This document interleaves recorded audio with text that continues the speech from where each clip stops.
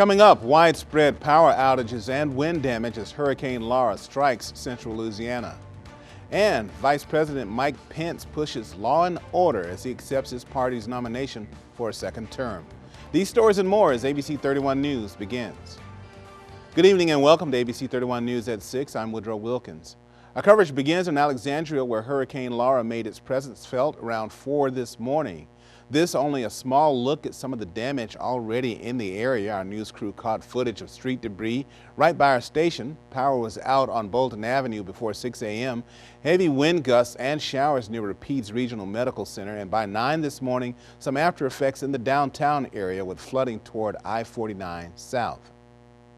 Coleco Power has secured additional crews to assist with restoration efforts.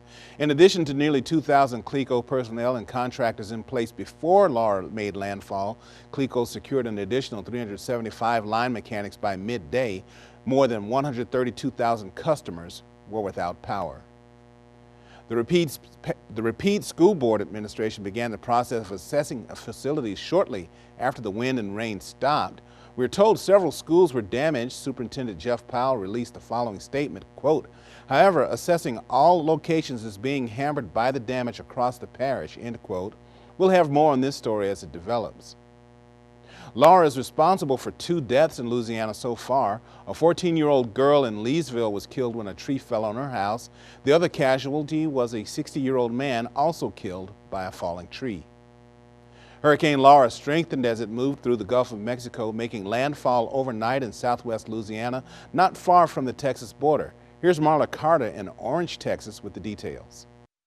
Laura tearing into the Gulf Coast overnight, making landfall as a powerful Category 4 hurricane in Cameron, Louisiana, about 35 miles west of the Texas border, bringing with it maximum sustained winds of 150 miles per hour, making Laura the most powerful windstorm to make landfall in Louisiana in 164 years. This is the eye wall. You can see how visibility is going to 0 now. The storm hit in the middle of the night, but as the sun came up, images of the devastating damage emerged. Streets flooded, power lines toppled, trucks tossed like toys. The damage extended further west across the state line into Texas. Over 500,000 people in Texas and Louisiana forced to evacuate as Laura strengthened in the Gulf. We had, I know, well over 5,000, maybe as many as 10,000 people who evacuated, and especially for those in the Port Arthur and Orange and Beaumont areas, it could have been a lifesaver. Officials had warned the potential 20-foot storm surge would be unsurvivable. I think we're in a fortunate place when we think about surge. I think it was less than we had forecasted, but we're going to see significant wind damage to buildings. Ashley Thomas and her family rode out the storm at home. Family in our home underneath the kitchen table, and after being under the kitchen table for about 5 minutes, we lost our roof. Louisiana's lieutenant governor spoke with some of those residents who chose not to leave. I spoke to a family around 50 miles from the coast, and they said they will never ride out a storm again. Come deadly. A tree fell on the house of a 14-year-old girl in Louisiana, taking her life. The storm has now been downgraded to a Category 1 hurricane. In Orange, Texas, Marla Carter, ABC News. Back to you. Sticking in Louisiana, where Governor John Bel Edwards talking about what the state needs to do now and where resources are going.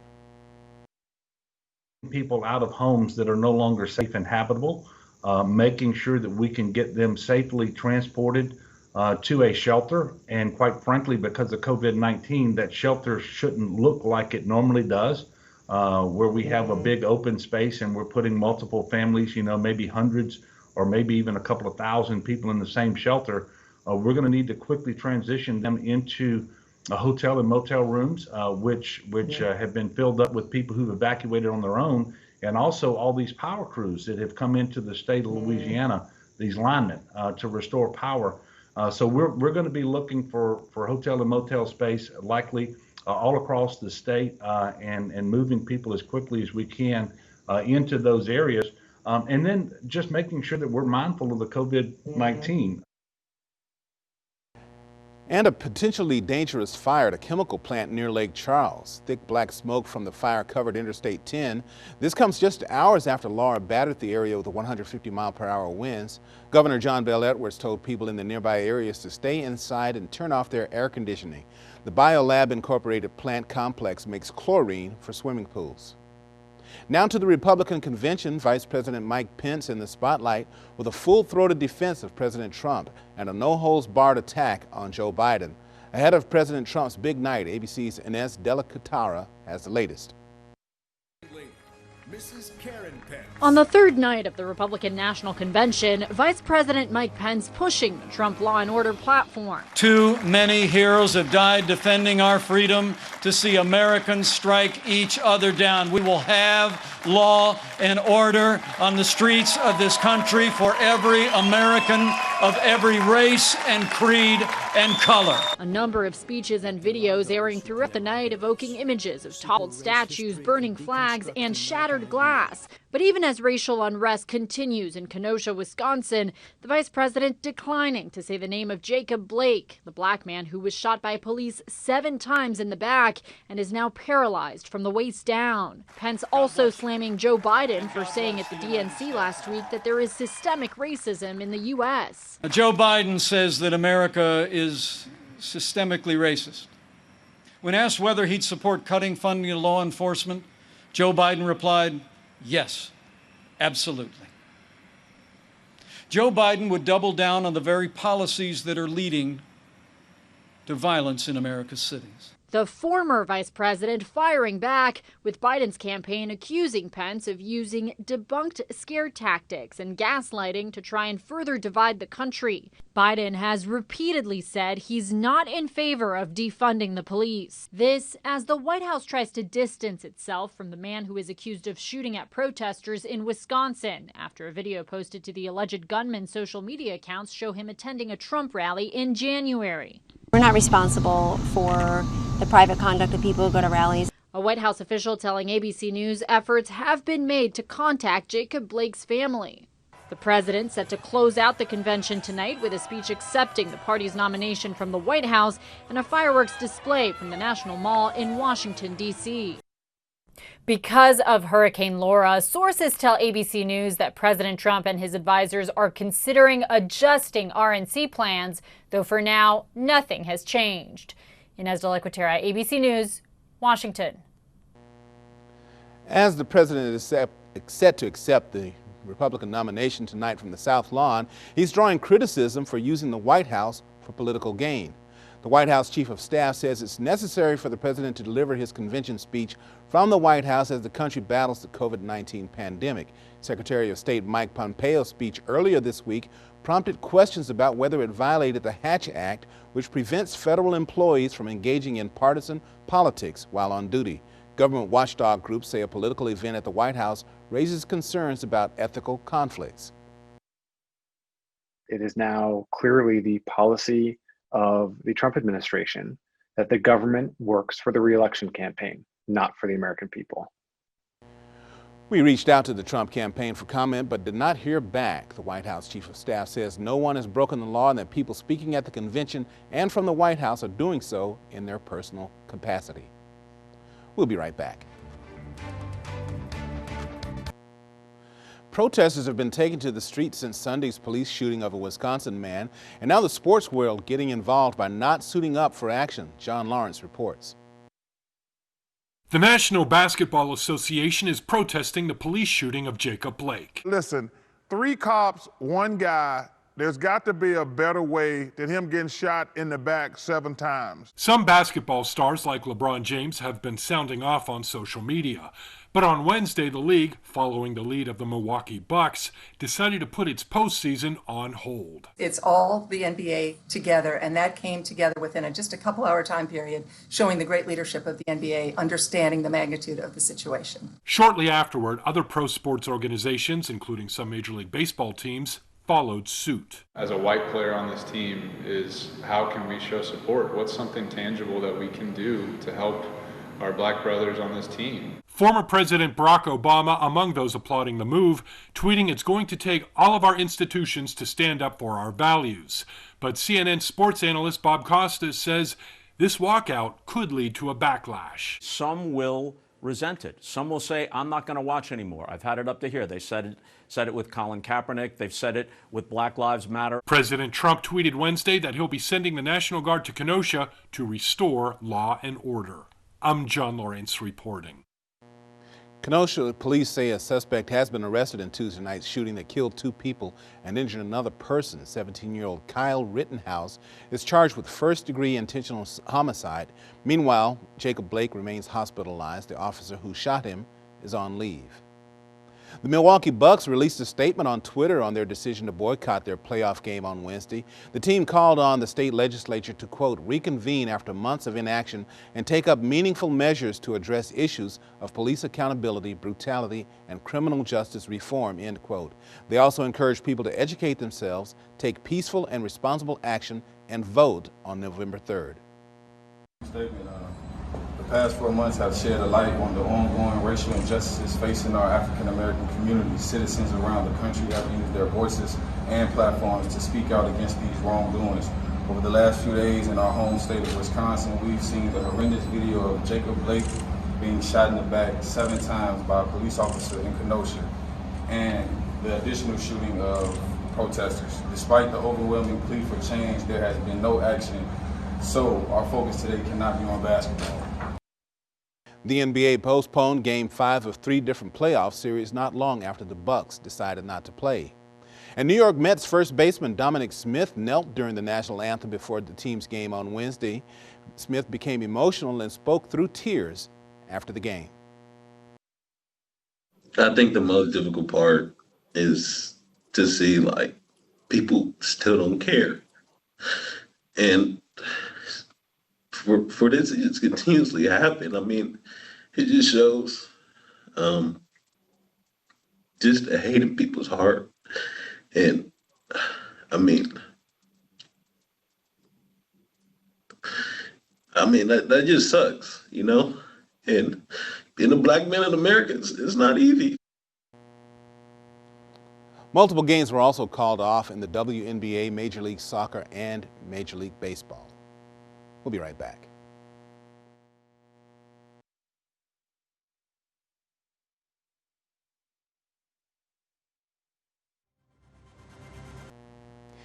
The aunt of Jacob Blake, the man who was shot in the back by a Wisconsin police officer, is organizing a protest near her home in Washington State.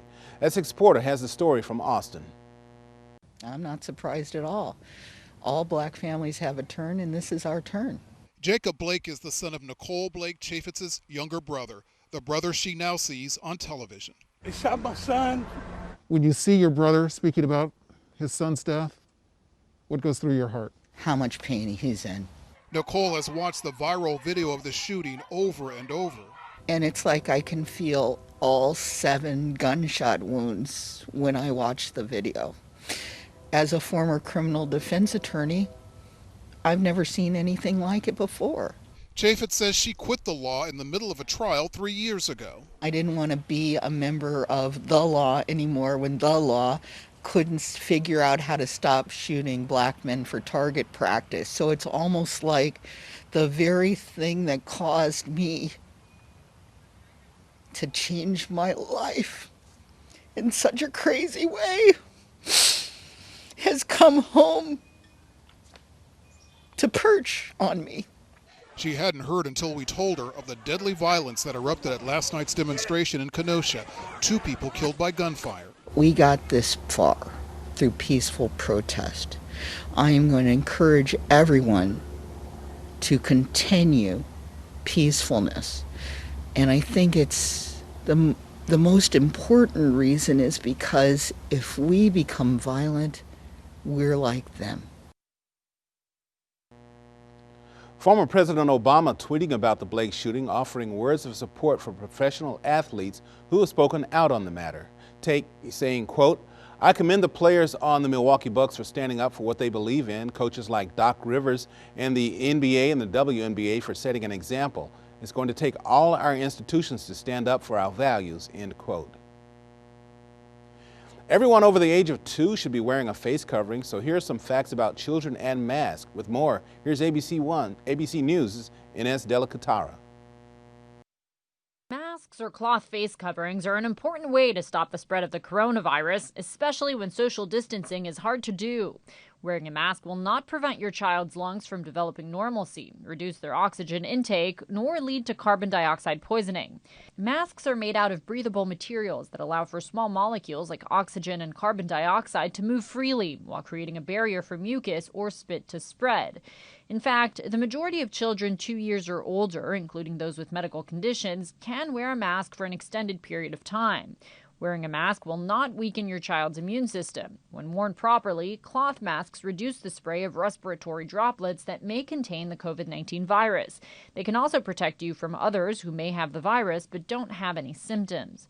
Your child's mask should cover both the nose and mouth. Using either ear loops or a tie around the head, the mask should be snug and comfortable, allowing for unrestricted breathing. If you have any concerns about your child wearing a face covering, talk to your child's pediatrician. With this Medical Minute, I'm Ines De La Catara. When we come back, we'll take a look at sports, but first, here's tonight's Steals and Deals. Hey, Lisa Robertson here with Local Steals and Deals, and here's a really good one. I don't know about you, but spending all this time at home, I've been spending a lot of time in the kitchen. And I don't mean to brag, but I've actually made some things that are really good and that I'm so proud of myself.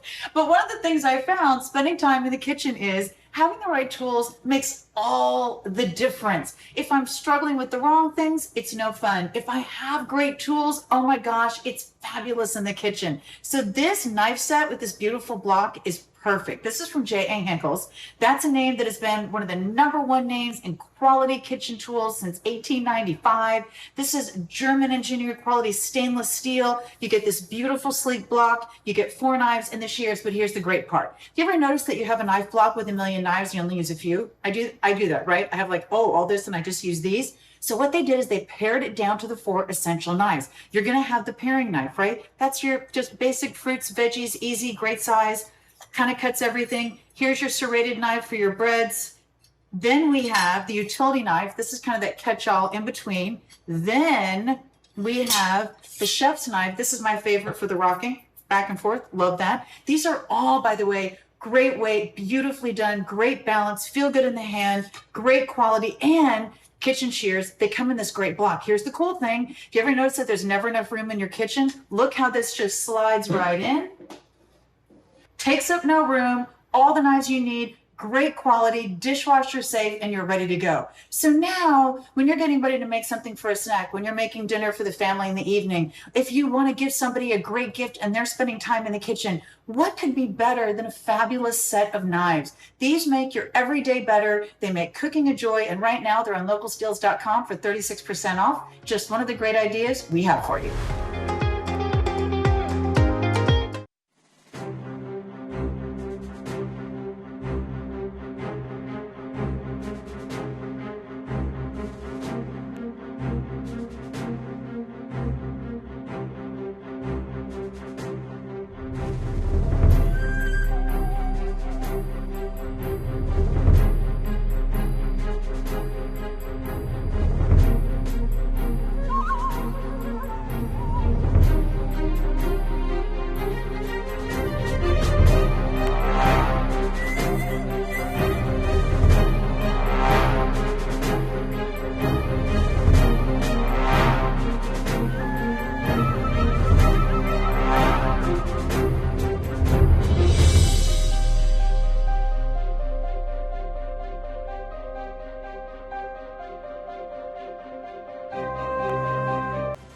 Thank you for watching ABC 31 News. Good night.